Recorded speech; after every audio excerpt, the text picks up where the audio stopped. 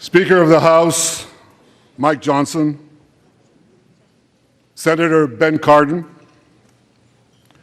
Minority Leader Hakeem Jeffries, Senate Majority Leader Chuck Schumer, Senate Minority Leader Mitch McConnell, Senators, members of Congress, distinguished guests. Mr. Speaker, I want to thank you for giving me the profound honor of addressing this great citadel of democracy for the fourth time.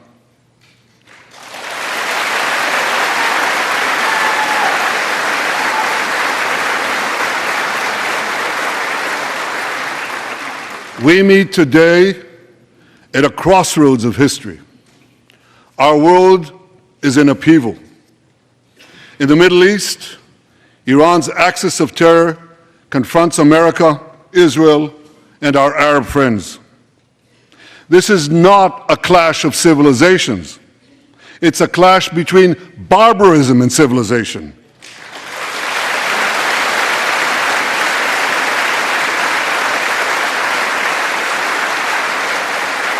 It's a clash between those who glorify death and those who sanctify life.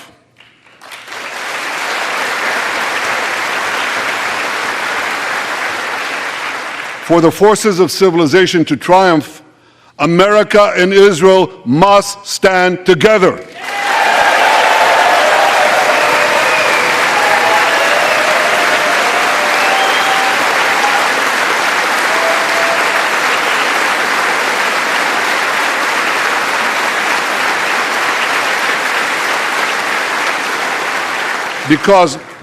Because when we stand together, something very simple happens. We win, they lose.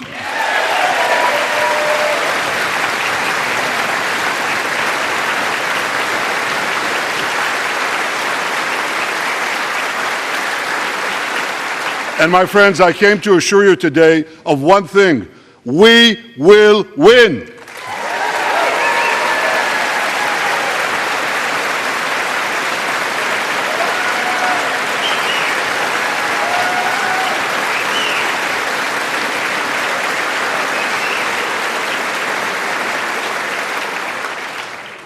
Ladies and gentlemen, like December 7th, 1941, and September 11th, 2001, October 7th is a day that will forever live in infamy. It was the Jewish holiday of Simchat Torah. It began as a perfect day, not a cloud in the sky. Thousands of young Israelis were celebrating at an outdoor music festival. And suddenly, at 6:29 a.m., as children were still sleeping soundly in their beds in the towns and kibbutzim next to Gaza, suddenly heaven turned into hell. 3,000 Hamas terrorists stormed into Israel. They butchered 1,200 people from 41 countries, including 39 Americans. Proportionately, compared to our population size, that's like 20 9/11s in one day. And these monsters, they raped women, they beheaded men, they burnt babies alive, they killed parents in front of their children, and children in front of their parents. They dragged 255 people, both living and dead, into the dark dungeons of Gaza. Israel has already brought home 135 of these hostages, including 7 who were freed in daring rescue operations.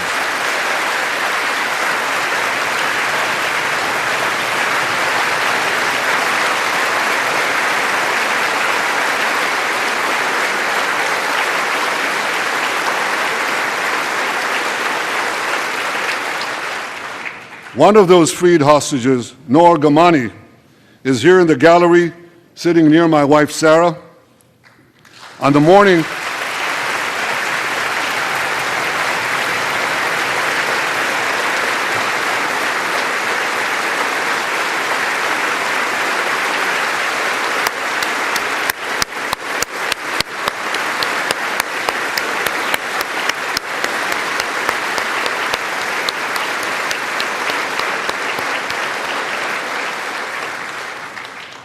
On the morning of October 7th, the entire world saw Noah's look of desperation as she was violently abducted to Gaza on the back of a motorcycle. I met Noah's mother, Leora, a few months ago. She was dying of cancer. She said to me, "Prime Minister, I have one final wish. I wish to hug my daughter Noah one last time before I die." 2 months ago, I authorized a breathtaking commando rescue operation. Our special forces, including a heroic officer named Arnon Zmora, who fell in this battle, rescued Noah and 3 other hostages.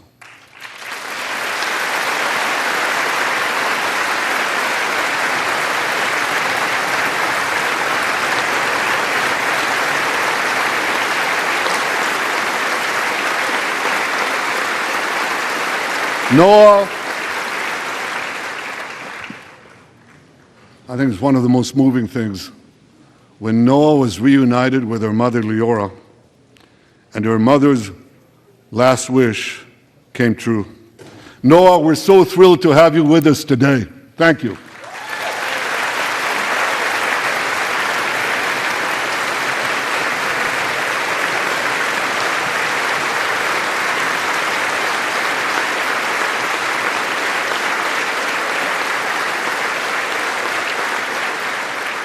Many hostage families are also here with us today, including Eliyahu Bibas.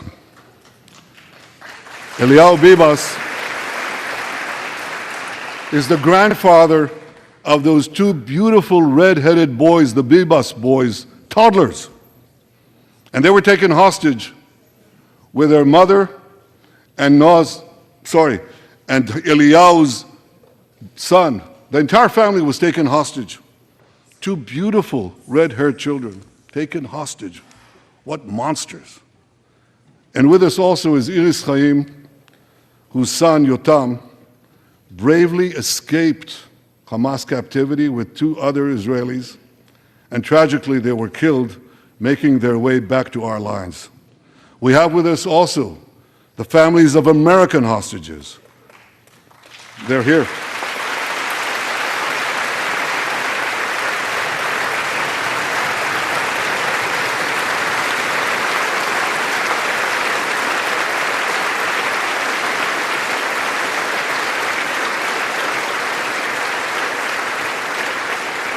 The pain these families have endured is beyond words.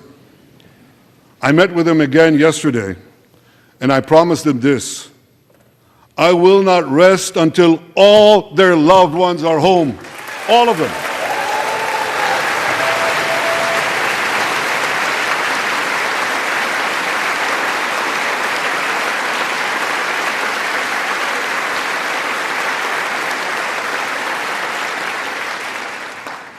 As we speak,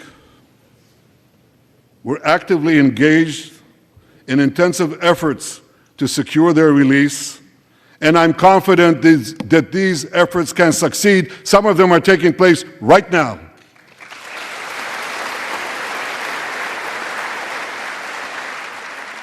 I want to thank President Biden for his tireless efforts on behalf of the hostages and for his efforts to the hostage families as well.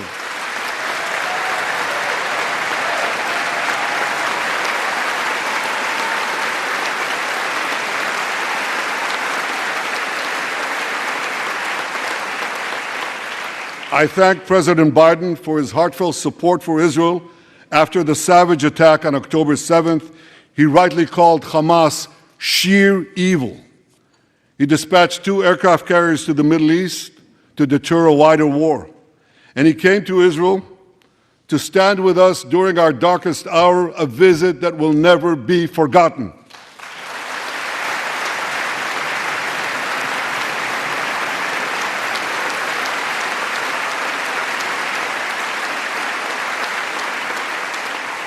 President Biden and I have known each other for over 40 years. I want to thank him for half a century of friendship to Israel and for being, as he says, a proud Zionist, actually he says a proud Irish-American Zionist.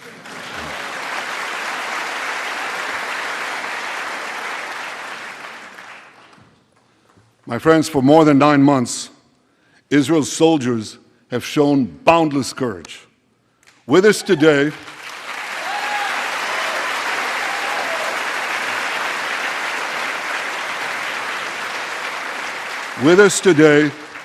is Lieutenant Avichai Reuven.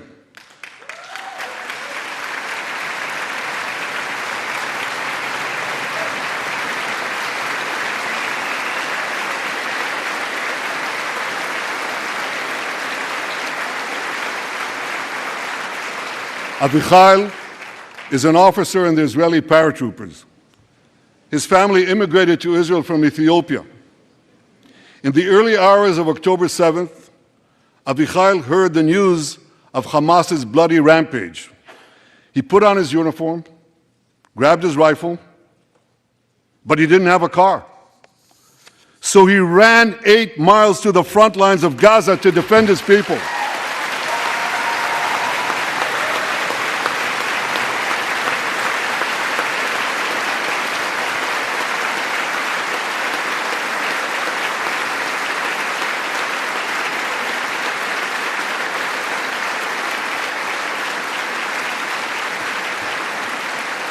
You heard that right.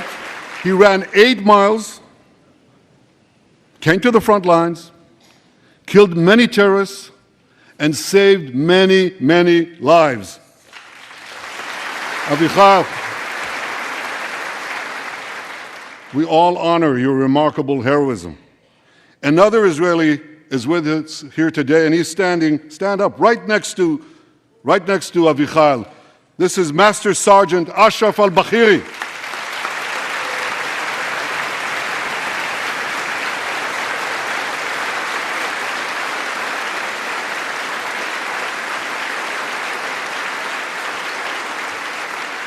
Ashraf is a Bedouin soldier from the Israeli Muslim community of Raat. On October 7th, Ashraf too killed many terrorists. First he defended his comrades in the military base, and he then rushed to defend the neighboring communities, including the devastated community of Kibbutz Be'eri. Like Ashraf,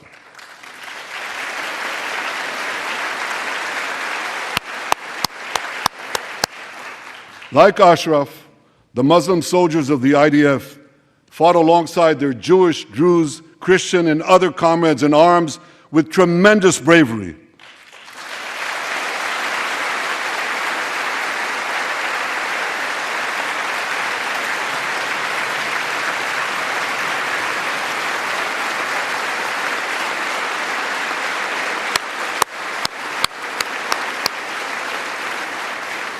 A third hero, Lieutenant Asa Sofer, is also here with us.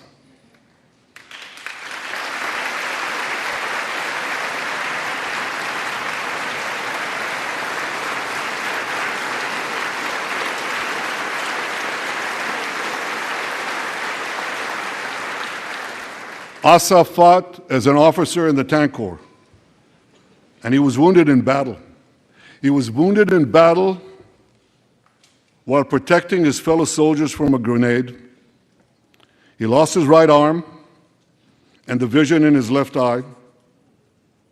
He's recovering, and incredibly, within a short time, Asa will soon return to active duty as a commander of a tank company.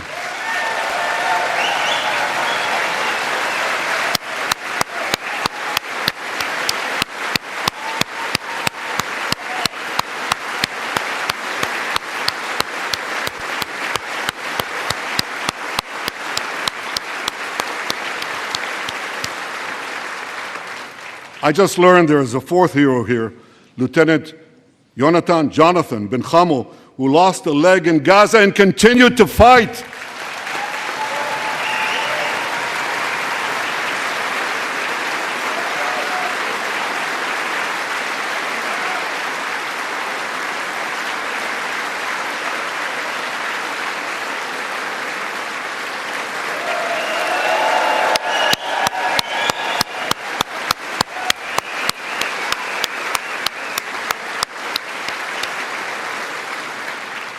My friends, these are the soldiers of Israel, unbowed, undaunted, unafraid.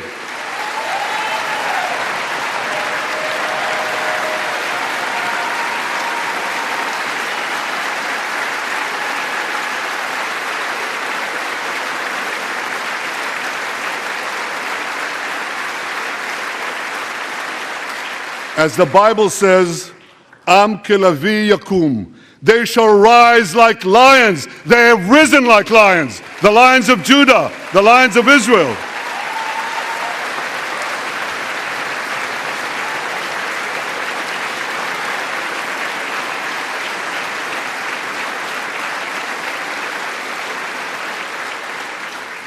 Ladies and gentlemen, the men and women of the IDF come from every corner of Israeli society, every ethnicity, every color, every creed, left and right, religious and secular.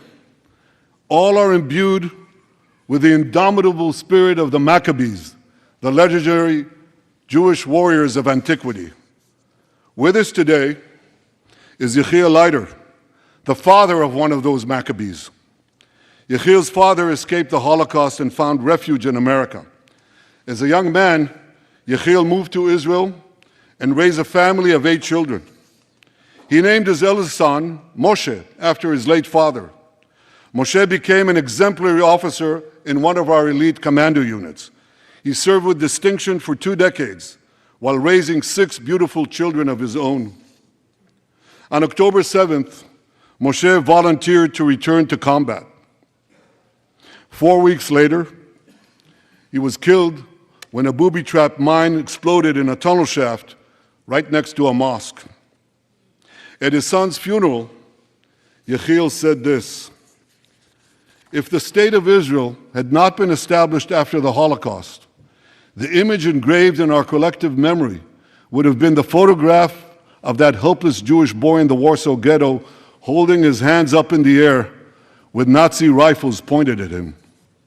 But because of the birth of Israel," Yechiel continued, "because of the courage of soldiers like my son Moshe, the Jewish people are no longer helpless in the face of our enemies."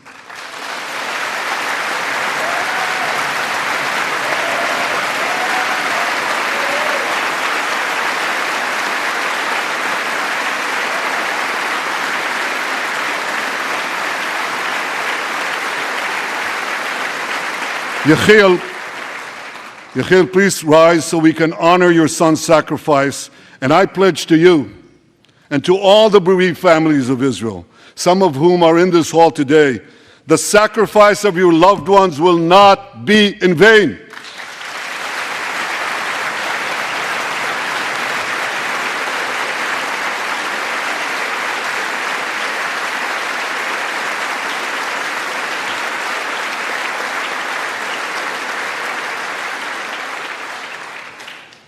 It will not be in vain, because for Israel, never again must never be an empty promise. It must always remain a sacred vow. And after October 7th, never again is now.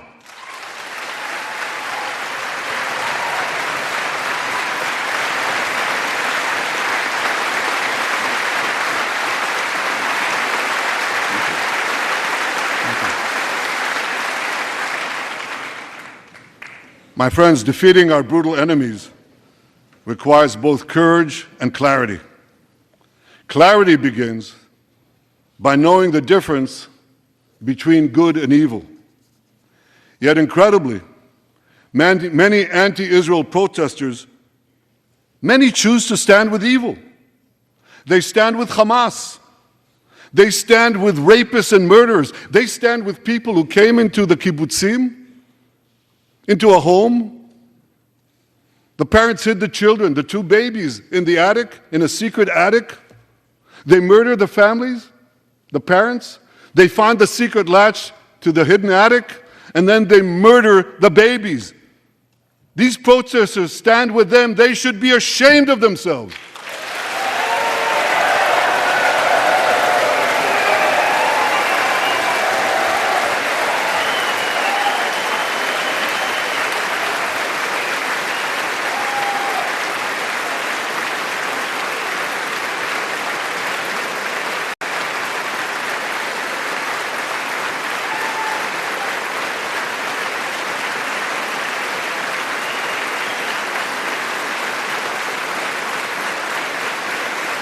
Thank you.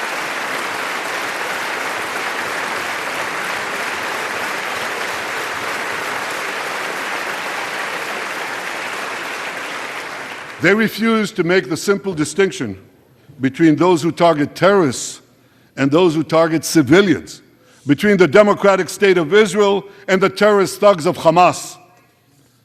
We recently learned from the National Security Director, U.S. Director of National Intelligence, that Iran is funding and promoting anti-Israel protests in America. They want to disrupt America. So these protesters burn American flags even on the 4th of July. And I wish to salute the fraternity brothers at the University of North Carolina who protected the American flag against these anti-Israel protesters.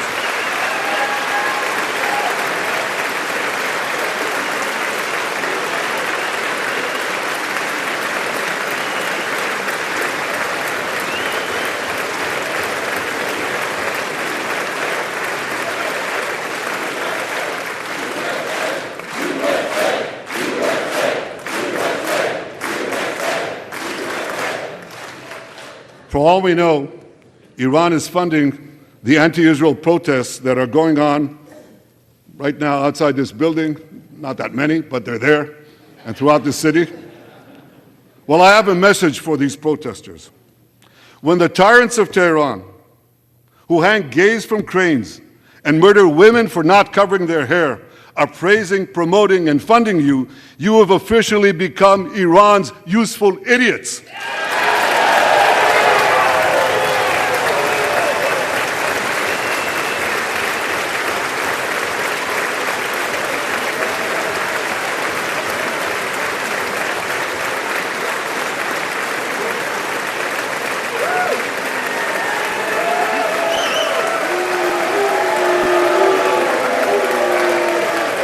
Some of these protesters, it's amazing, absolutely amazing. Some of these protesters hold up signs proclaiming gays for Gaza. They might as well hold up signs saying chickens for KFC.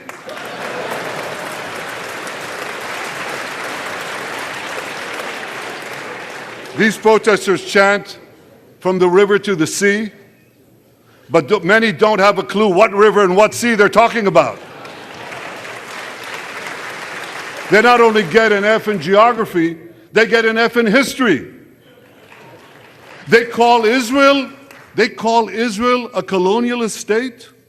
Don't they know that the land of Israel is where Abraham, Isaac, and Jacob prayed, where Isaiah and Jeremiah preached, and where David and Solomon ruled?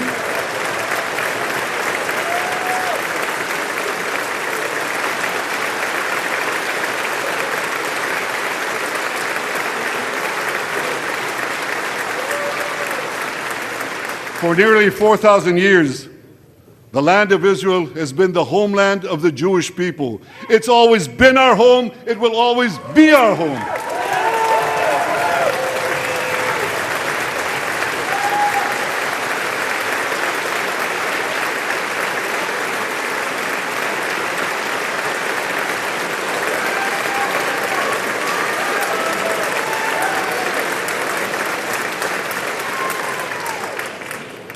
It's not only the campus protesters who get it wrong. It's also the people who run those campuses. 80 years after the Holocaust,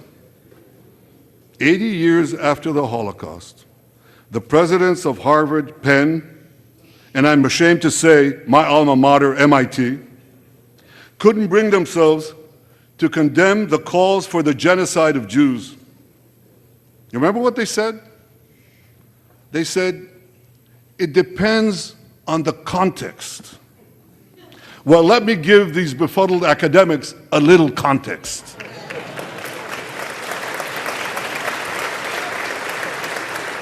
Anti-Semitism is the world's oldest hatred.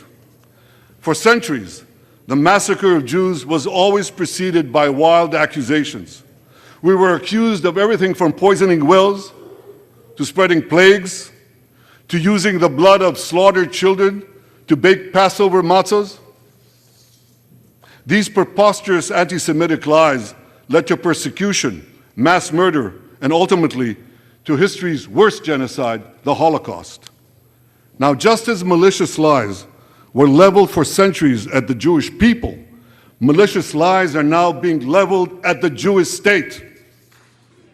No, don't applaud. Listen. The outrageous slanders that paint Israel as racist and genocidal are meant to delegitimize Israel, to demonize the Jewish state, and to demonize Jews everywhere. And no wonder we've witnessed an appalling rise of anti-Semitism in America and around the world. My friends, whenever and wherever we see the scourge of anti-Semitism, we must unequivocally condemn it and resolutely fight it, without exception.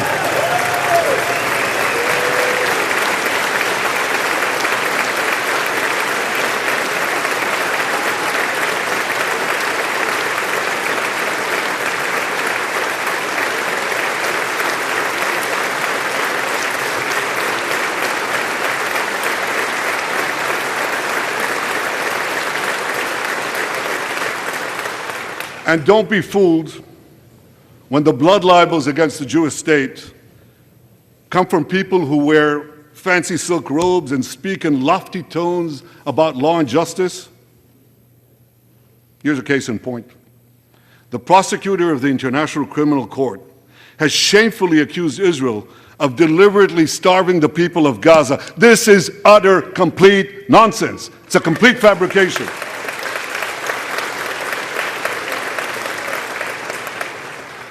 Israel has enabled more than 40,000 aid trucks to enter Gaza. That's 500,000 tons of food. And that's more than 3,000 calories for every man, woman, and child in Gaza. If there are Palestinians in Gaza who aren't getting enough food, it's not because Israel is blocking it, it's because Hamas is stealing it.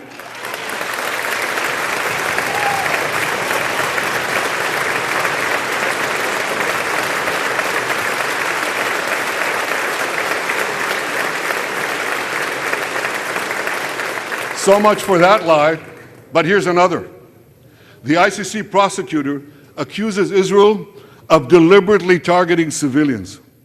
What in God's green earth is he talking about? The IDF has dropped millions of flyers, sent millions of text messages, made hundreds of thousands of phone calls to get Palestinian civilians out of harm's way. But at the same time, Hamas does everything in its power to put Palestinian civilians in harm's way. They fire rockets from schools, from hospitals, from mosques. They even shoot their own people when they try to leave the war zone. A senior Hamas official, Fathi Hamad, boasted, listen to this, he boasted that Palestinian women and children excel at being human shields. His words, excel at being human shields. What monstrous evil. For Israel, every civilian death is a tragedy. For Hamas, it's a strategy. They actually want Palestinian civilians to die so that Israel will be smeared in the international media and be pressured to end the war before it's won.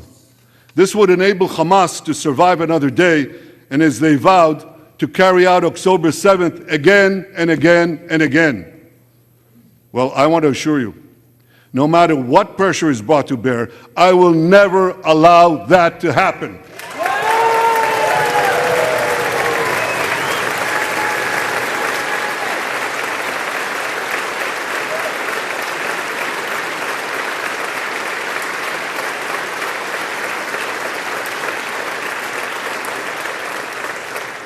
The vast majority of Americans have not fallen for this Hamas propaganda.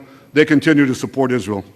And I want to say thank you, America, and thank you, senators and House members who continue to support us, continue to support Israel, continue to support the truth, and see through the lies.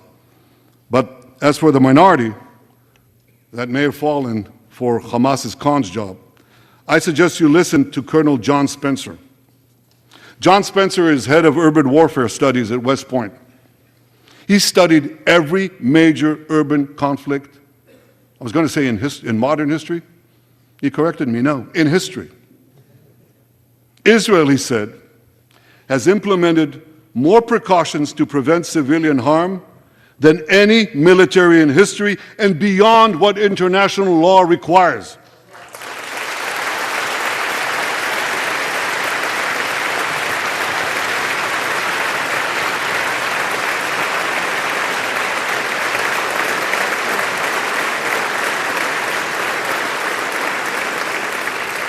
That's why, despite all the lies you've heard, the war in Gaza has one of the lowest ratios of combatants to non-combatants casualties in the history of urban warfare. And you want to know where it's lowest in Gaza? It's lowest in Rafah. In Rafah. Remember what so many people said? If Israel goes into Rafah, there'll be thousands, maybe even tens of thousands of civilians killed. Well, last week, I went into Rafah. I visited our troops as they finished fighting Hamas's remaining terrorist battalions. I asked the commander there, how many terrorists did you take out in Rafah? He gave me an exact number, 1,203. I asked him, how many civilians were killed? He said, Prime Minister, practically none, with the exception of a single incident where shrapnel from a bomb hit a Hamas weapons depot and unintentionally killed 24 people. The answer is practically none. You want to know why? Because Israel got the civilians out of harm's way, something people said we could never do, but we did it.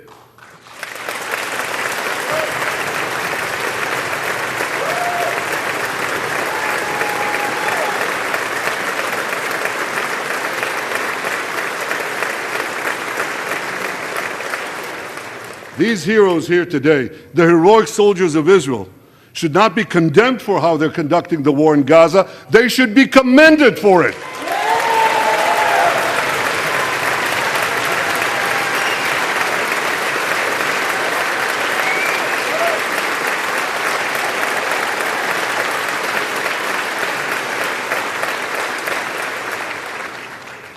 I want to thank all of you here today who forcefully opposed the false accusations of the ICC and stood up for the truth. These lies are not only libelous, they're downright dangerous. The ICC is trying to shackle Israel's hands and prevent us from defending ourselves. And if Israel's hands are tied, America is next. And I'll tell you what else is next. The ability of all democracies to fight terrorism will be imperiled. That's what's on the line. So let me assure you, the hands of the Jewish state will never be shackled. Israel will always defend itself.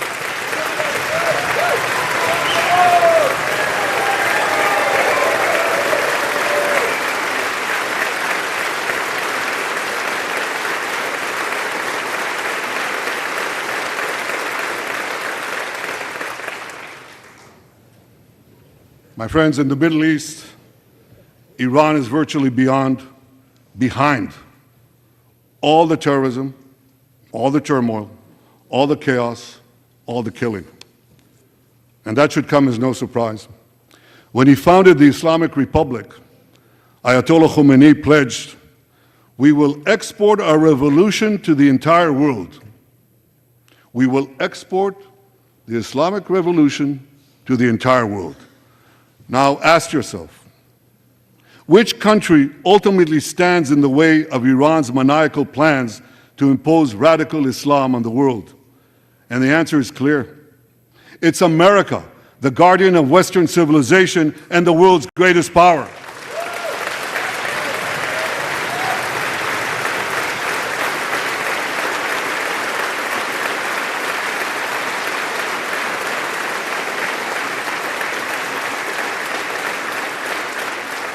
That's why Iran sees America as its greatest enemy. Last month, we heard a revealing comment, ostensibly about the war in Gaza, but about something else. It came from the foreign minister of Iran's proxy, Hezbollah, and he said this: "This is not a war with Israel. Israel," he said, "is merely a tool. The main war, the real war, is with America. Iran's regime has been fighting America from the moment it came to power. In 1979, it stormed the American embassy. It held scores of Americans hostage for 444 days. Since then, Iran's terrorist proxies have targeted America in the Middle East and beyond. In Beirut, they killed 241 US servicemen. In Africa, they bombed American embassies. In Iraq, they supplied explosives to maim and kill thousands of American soldiers. In America, they actually sent death squads. They sent death squads here to murder a former Secretary of State and a former National Security Advisor. And as we recently learned, they even brazenly threatened to assassinate President Trump. But Iran understands that to truly challenge America, it must first conquer the Middle East. And for this, it uses its many proxies, including the Houthis, Hezbollah, and Hamas. Yet in the heart of the Middle East, standing in Iran's way, is one proud pro-American democracy, my country, the State of Israel.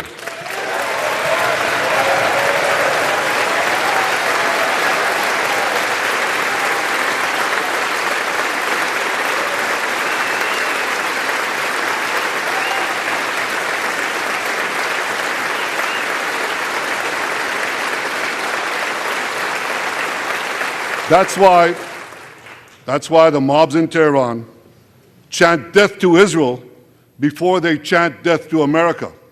For Iran, Israel is first, America is next. So when Israel fights Hamas, we're fighting Iran. When we fight Hezbollah, we're fighting Iran. When we fight the Houthis, we're fighting Iran. And when we fight Iran, we're fighting the most radical and murderous enemy of the United States of America. And one more thing. When Israel acts to prevent Iran from developing nuclear weapons that could destroy Israel and threaten every American city, every city that you come from, we're not only protecting ourselves, we're protecting you.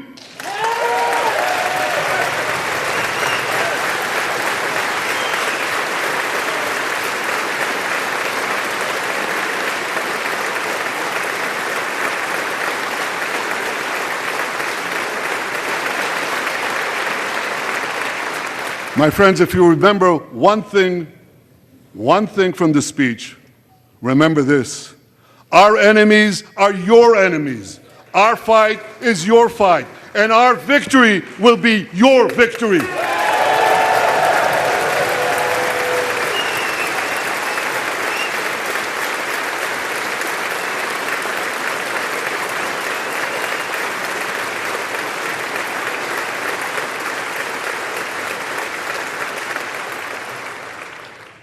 Ladies and gentlemen, that victory is in sight. Israel's defeat of Hamas will be a powerful blow to Iran's axis of terror.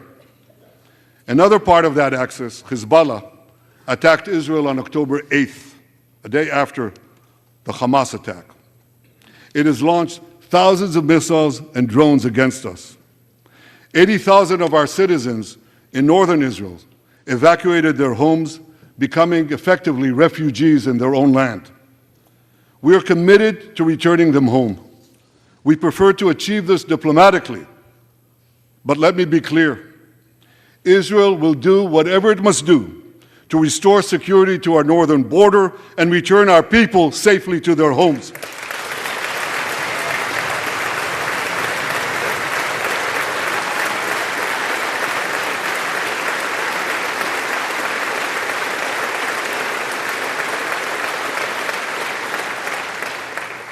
Last Friday, a third Iranian proxy, the Houthis, attacked Tel Aviv with a deadly drone. It exploded a few hundred feet from the American consulate, killing one person and injuring 9. On Saturday, I authorized a swift response to that attack. All our enemies should know this. Those who attack Israel will pay a very heavy price. And as we defend ourselves,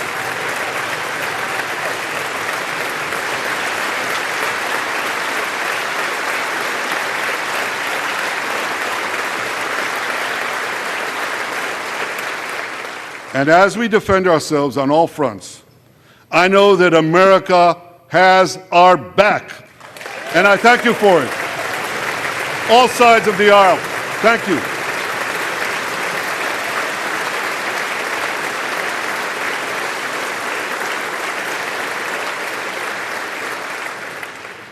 My friends, for decades, America has provided Israel with generous military assistance, and a grateful Israel has provided America with critical intelligence that saved many lives. We've jointly developed some of the most sophisticated weapons on earth. I choose my words carefully. We've jointly developed some of the most sophisticated weapons on earth that help protect both our countries. And we also help keep American boots, we help keep Americans' boots off the ground while protecting our shared interests in the Middle East.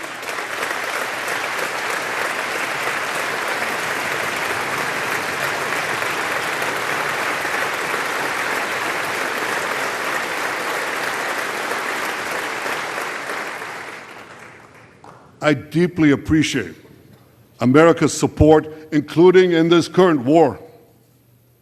But this is an exceptional moment.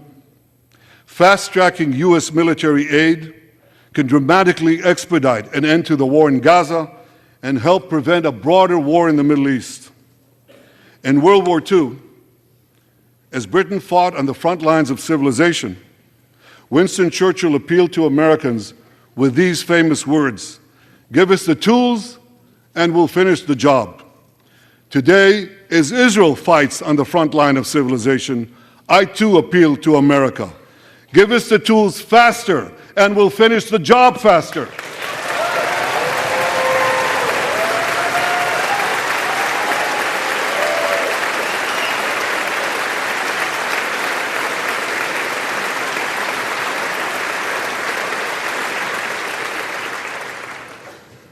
My dear friends, the war in Gaza could end tomorrow if Hamas surrenders, disarms, and returns all the hostages.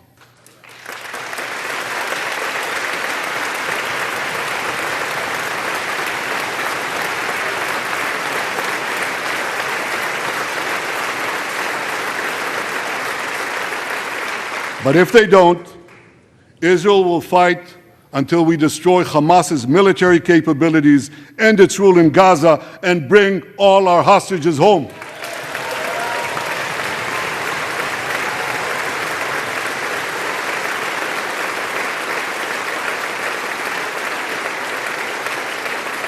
That's what total victory means, and we will settle for nothing less. The day after we defeat Hamas, a new Gaza can emerge. My vision for that day is of a demilitarized and de-radicalized Gaza.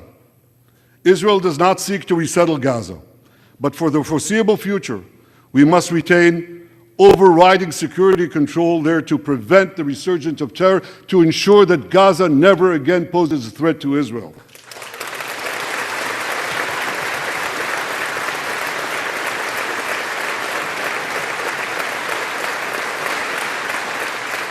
Gaza should have a civilian administration run by Palestinians who do not seek to destroy Israel. That's not too much to ask.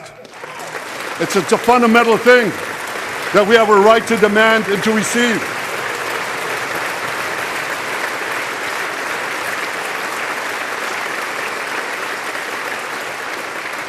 A new generation of Palestinians must no longer be taught to hate Jews, but rather to live in peace with us.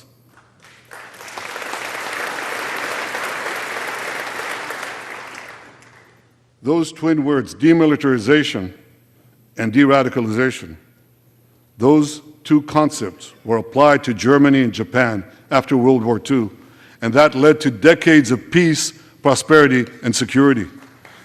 Following our victory, with the help of regional partners, the demilitarization and de-radicalization of Gaza can also lead to a future of security, prosperity, and peace.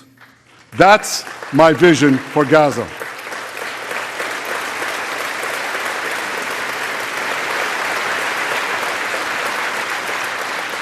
Now, here's my vision for the broader Middle East. It's also shaped in part by what we saw in the aftermath of World War II.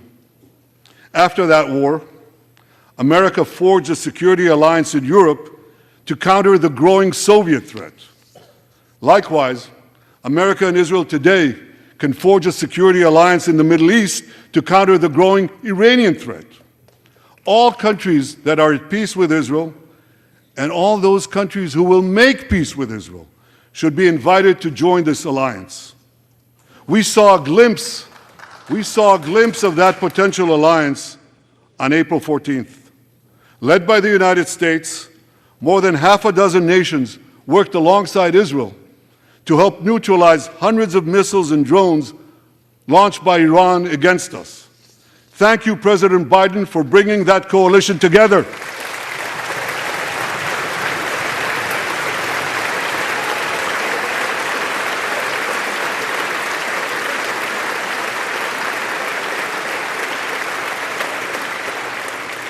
The new alliance I envision would be a natural extension of the groundbreaking Abraham Accords. Those accords saw peace forged between Israel and 4 Arab countries, and they were supported by Republicans and Democrats alike. I have a name for this new alliance. I think we should call it the Abraham Alliance.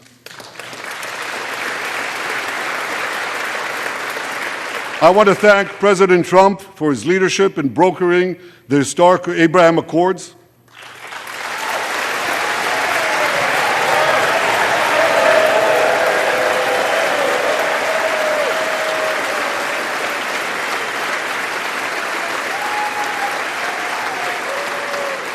Like Americans, Israelis were relieved that President Trump emerged safe and sound from that dastardly attack on him, dastardly attack on American democracy.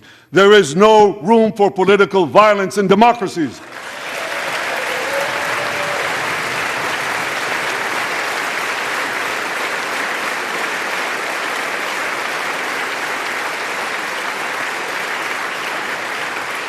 I also want to thank President Trump for all the things he did for Israel, from recognizing Israel's sovereignty over the Golan Heights, to confronting Iran's aggression, to recognizing Jerusalem as our capital and moving the American embassy there.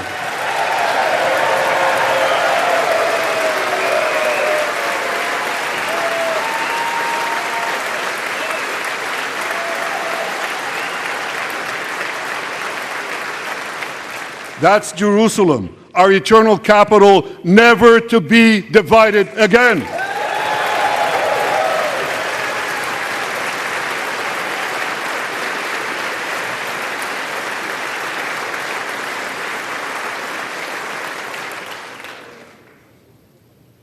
My dear friends, Democrats and Republicans, despite these times of upheaval, I'm hopeful about the future.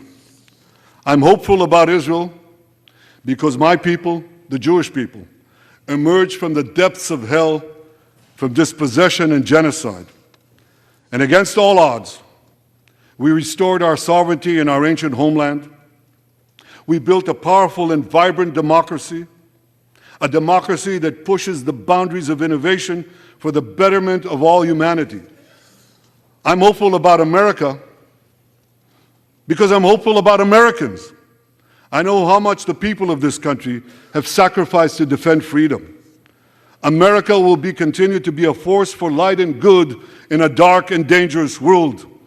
For free peoples everywhere, America remains the beacon of liberty its extraordinary founders envisioned back in 1776.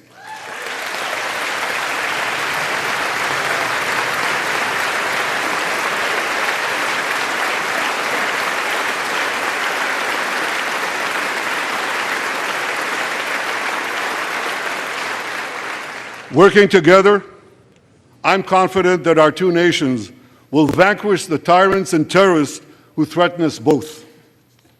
As Israel's Prime Minister, I promise you this: no matter how long it takes, no matter how difficult the road ahead, Israel will not relent Israel will not bend.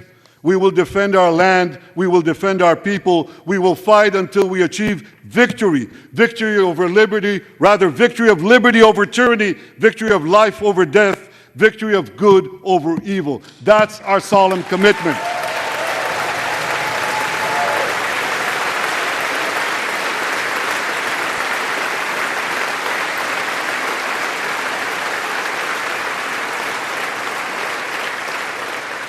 And we will continue to work with the United States and our Arab partners to transform a troubled region from a backwater of repression, poverty, and war into a thriving oasis of dignity, prosperity, and peace. In this noble mission, as in many others, Israel will always remain America's indispensable ally. Through thick and thin,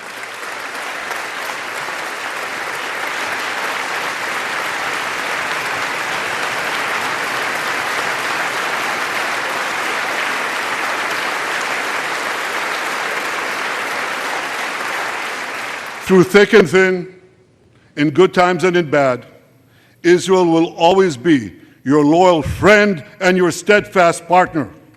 On behalf of the people of Israel, I came here today to say, thank you, America. Thank you for your support and solidarity. Thank you for standing in Israel, with Israel, in our hour of need. Together we shall defend our common civilization. Together we shall secure a brilliant future for both our nations.